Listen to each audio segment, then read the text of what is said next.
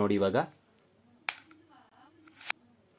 Video start ಮಾಡೋಕ್ಕಿಂತ ಮುಂಚೆ ವಿಡಿಯೋಗೊಂದು like ಮಾಡಿ. ನಾನಿವತ್ತು ನಿಮಗೆ ಈ ಒಂದು ಕಾರ್ನ ಆಕ್ಸೆಸರೀಸ್ ಬಗ್ಗೆ ತಿಳಿಸ್ಕೊಡ್ತೀನಿ.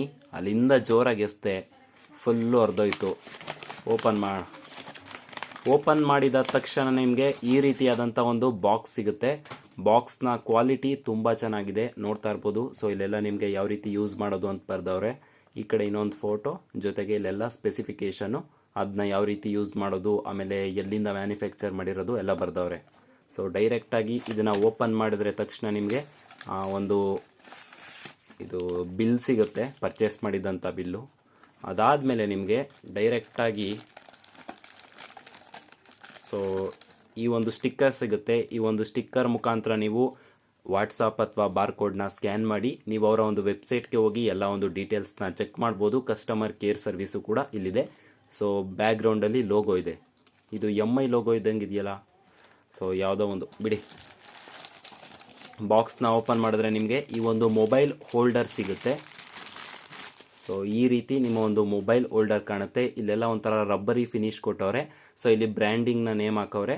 ಆಮೇಲೆ ನಿಮಗೆ ಬ್ಯಾಕ್ ಸೈಡಲ್ಲಿ ಈ ರೀತಿಯಾದಂಥ ಒಂದು ನಟ್ ಕೊಟ್ಟಿರ್ತಾರೆ. ಇದ್ರ ಬಗ್ಗೆ ನಾನು ಆಮೇಲೆ ತಿಳಿಸ್ಕೊಡ್ತೀನಿ. ನಿಮಗೆ ಬ್ಯಾಕ್ ಸೈಡಲ್ಲಿ ಈ ಥರ ಒಂದು ಗ್ರಿಪ್ ಕೊಟ್ಟಿರ್ತಾರೆ. ಈ ಒಂದು ಗ್ರಿಪ್ ಮುಖಾಂತರ ನೀವು ಬಟನ್ನ ಪ್ರೆಸ್ ಮಾಡ್ತು ಅಂದರೆ ನೋಡಿ ಇವಾಗ. ಸೊ ಈ ಥರ ಆಟೋಮೆಟಿಕ್ಕಾಗಿ ಓಪನ್ ಆಗುತ್ತೆ.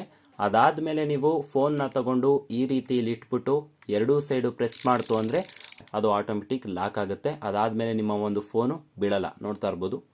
ಸೊ ಈ ಥರ ಹೋಲ್ಡ್ ಆಗುತ್ತೆ.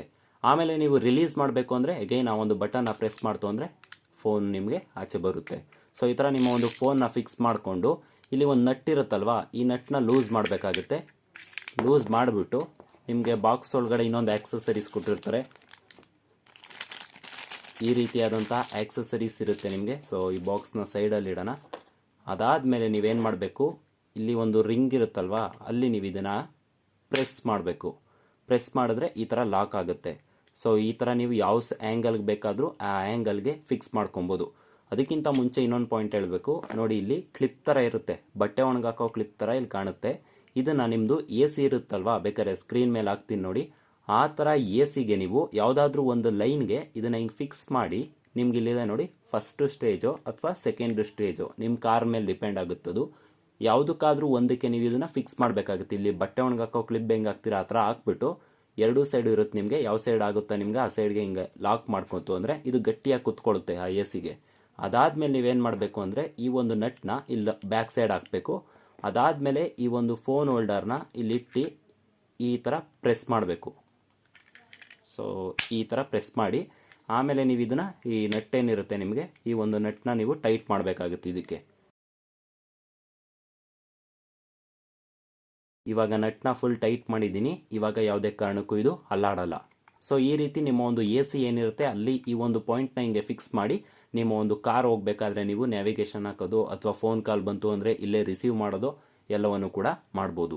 ಸೊ ಈ ಒಂದು ಮೊಬೈಲ್ ಹೋಲ್ಡರ್ ನಿಮಗೂ ಬೇಕು ಅಂದರೆ ಡಿಸ್ಕ್ರಿಪ್ಷನ್ ಲಿಂಕ್ ಹಾಕಿರ್ತೀನಿ, ಕ್ಲಿಕ್ ಮಾಡಿ ತಗೊಳ್ಳಿ.